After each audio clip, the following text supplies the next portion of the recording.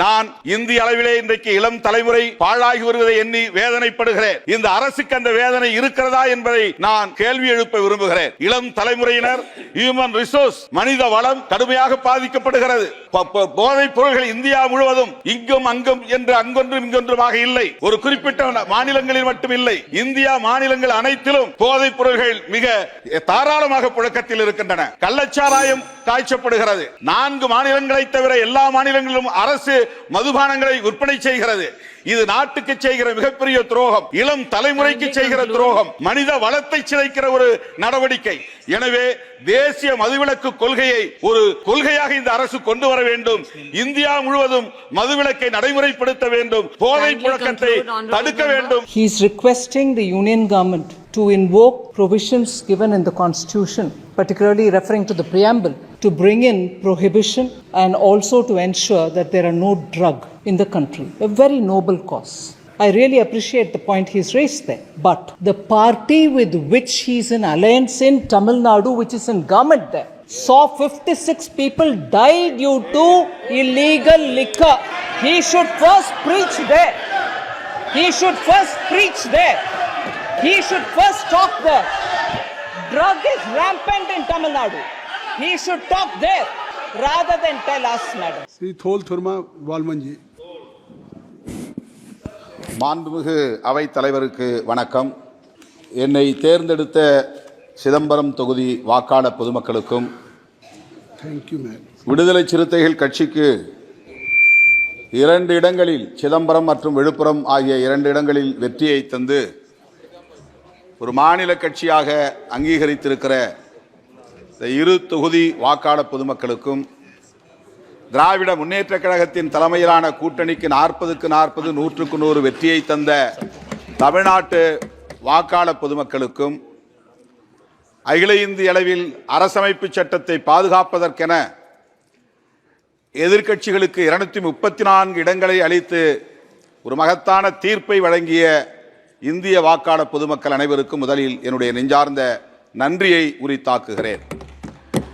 குடியரசுத் தலைவரின் உரை மீதான நன்றி தெரிவிக்கும் தீர்மானம் 240 இடங்களில் மட்டுமே வெற்றி பெற்றிருக்கிற பாரதிய ஜனதா கட்சிக்கு தனி மெஜாரிட்டி கிடைத்திருக்கிறது என்ற தவறான தகவலை பேசியிருக்கிறார் நம்முடைய குடியரசுத் தலைவர்.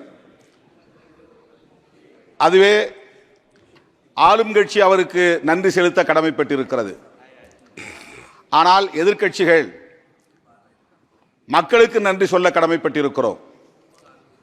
அரசமைப்பு சட்டத்திற்கு எதிரான பிற்போக்கு சக்திகளை எதிர்க்க வேண்டும், வீழ்த்த வேண்டும் என்பதுதான் இந்தியா கூட்டணியின் ஒரே நிலைப்பாடாக இருந்தது. திரு ராகுல் காந்தி உள்ளிட்ட இந்தியா கூட்டணி கட்சிகளின் தலைவர்கள் அனைவரும் ஒருமித்த குரலில் நாட்டு மக்களுக்கு விடுத்த ஒரே வேண்டுகோள், இந்திய அரசமைப்பு சட்டத்திற்கு பெரும் ஆபத்து சூழ்ந்திருக்கிறது. பாரதிய ஜனதாவின் தலைமையிலான கூட்டணி கட்சிகள் ஜனநாயகத்தை அழிக்க துடிக்கிறார்கள், அரசமைப்பு சட்டத்தை சிதைக்க துடிக்கிறார்கள். நீங்கள் எங்களை ஆட்சி அமர்த்த வேண்டும் என்பதை விட இந்த அரசமைப்பு சட்டத்தை பாதுகாக்க முன்வாருங்கள் என்றுதான் வேண்டுகோள் விடுத்தோம். இந்தியா கூட்டணி தலைவர்கள் விடுத்த வேண்டுகோளை ஏற்று இந்திய வாக்காளர் பொதுமக்கள் 234 தொகுதிகளில் வெற்றியை தந்து ஒரு வலுவான எதிர்க்கட்சி அணியாக இன்றைக்கு இந்த அவையிலே அமர வைத்திருக்கிறார்கள். இது ஆளும் கட்சிக்கு மக்கள் தந்திருக்கிற படிப்பினை, பாடம் புகட்டி இருக்கிறார்கள்.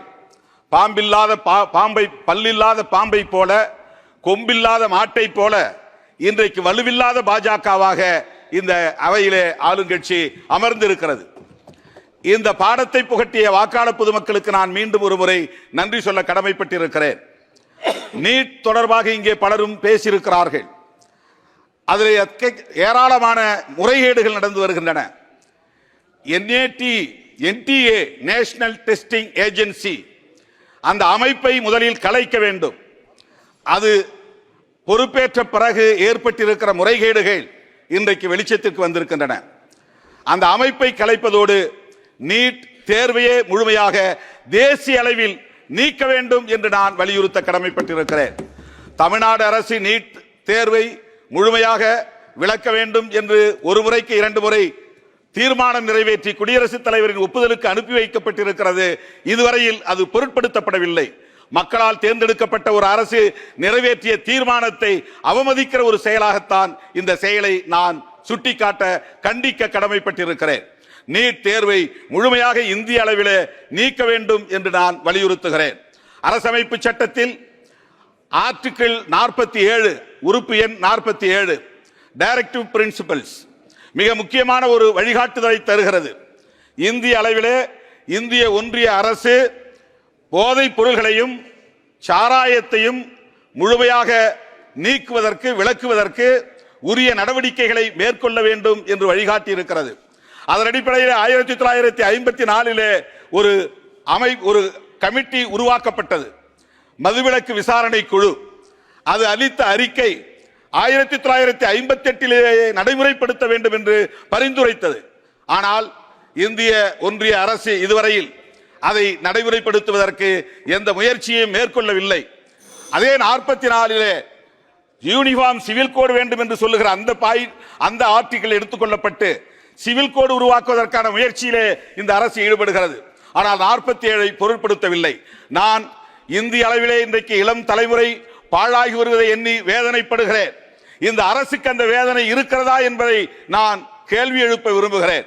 இளம் தலைமுறையினர் ஹியூமன் ரிசோர்ஸ் மனித வளம் கடுமையாக பாதிக்கப்படுகிறது. போதைப் பொருள்கள் இந்தியா முழுவதும் இங்கும் அங்கும் என்று அங்கொன்றும் இங்கொன்றுமாக இல்லை.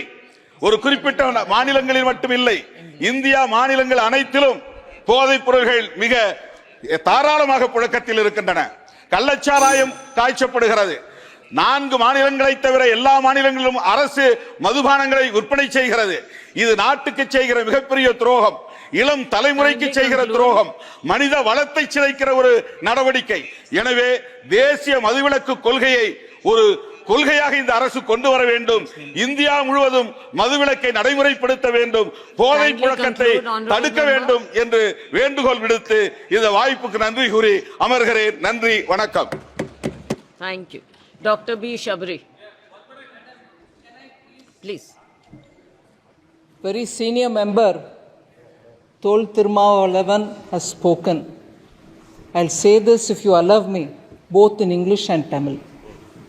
He is requesting the union government to invoke provisions given in the Constitution, particularly referring to the preamble, to bring in prohibition and also to ensure that there are no drug in the country. A very noble cause.